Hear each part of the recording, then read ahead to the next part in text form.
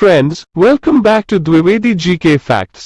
In this video we will discuss about Reserve Bank of India.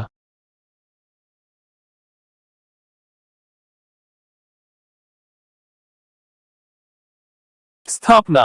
भारतीय reserve bank of India RBI की स्थापना भारतीय reserve bank अधिनियम 1934 के प्रावधानों के अनुसार 1 अप्रैल 1935 को हुई थी। शुरुआत में रिजर्व बैंक का केंद्रीय कार्यालय कोलकाता में स्थापित किया गया था, जिसे वर्ष 1937 में स्थायी रूप से मुंबई में स्थानांतरित कर दिया गया। केंद्रीय कार्यालय वह कार्यालय है जहां आरबीआई का गवर्नर बैठता है और जहां नीतियां निर्धारित की जाती हैं। यद्यपि प्रारंभ में यह निजी स्वामित्व वाला था, वर्ष 1949 में आरबीआई के राष्ट्रीयकरण के बाद से इस पर भारत सरकार का पूर्ण स्वामित्व है। प्रस्तावना। भारतीय रिजर्व बैंक की प्रस्तावना में बैंक के मूल कार्य इस प्रकार वर्णित किए गए हैं। भारत में मौद्रिक स्थिरता प्राप्त करने की दृष्टि से बैंक नोटों के निर्गम को विनियमित करना तथा प्रारक्षित निधि को बनाए रखना और सामान्य रूप से देश के हित में मुद्रा एवं ऋण प्रणाली को संचालित करना, अत्यधिक जटिल अर्थव्यवस्था की चुनौती से निपटने के लिए आधुनिक मौद्रिक नीति फ्रेमवर्क रखना, वृद्धि के उद्देश्य को ध्यान में रखते हुए मूल्य स्थिरता बनाए रखना।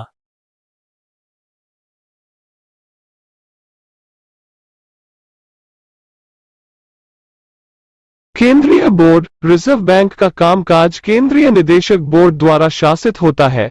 भारत सरकार के भारतीय रिजर्व बैंक अधिनियम के अनुसार इस बोर्ड की नियुक्ति 4 वर्ष के लिए होती है। गठन। सरकारी निदेशक, पूर्ण कालिक गवर्नर और अधिकतम 4 उप गवर्नर। गैर सरकारी निदेशक, सरकार द्वारा नामित, विभिन्न क्षेत्रों से 10 निदेशक और 2 सरकारी अधिकारी। अन्य 4 निदेशक, 4 स्थानीय बोर्डों से प्रत्येक से 1।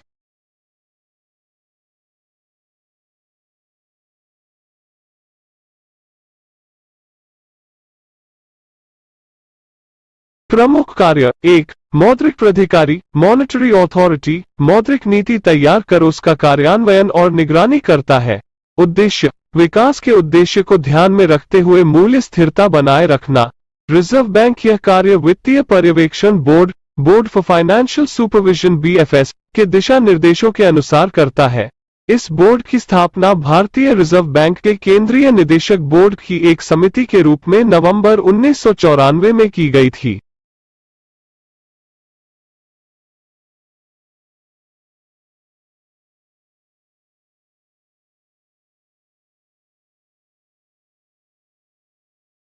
मौद्रिक नीति समिति क्या है?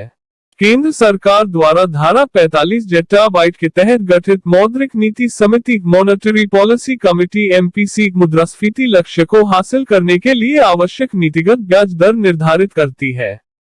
पहले यह काम रिजर्व बैंक के गवर्नर द्वारा किया जाता था।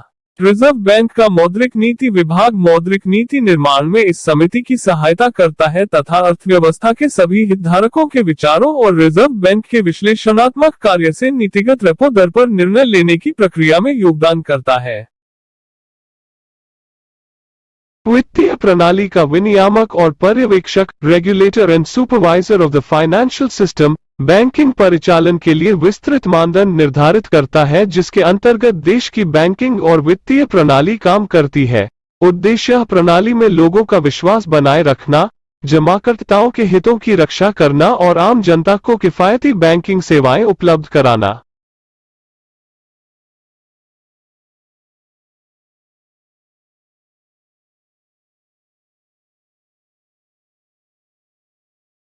विदेशी मुद्रा प्रबंधक, मैनेजर ऑफ फॉरेन एक्सचेंज, विदेशी मुद्रा प्रबंधन अधिनियम 1999 का प्रबंध करता है।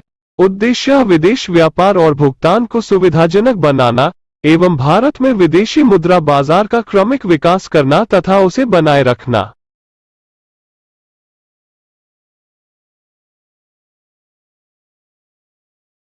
चार, मुद्रा जारीकर्ता, इश्यूर ऑफ करेंसी, यह करेंसी जारी करता है और उसका विनिमय करता है अथवा परिचालन के योग्य नहीं रहने पर करेंसी और सिक्कों को नष्ट करता है। उद्देश्य आम जनता को अच्छी गुणवत्ता वाले करेंसी नोटों और सिक्कों की पर्याप्त मात्रा उपलब्ध कराना।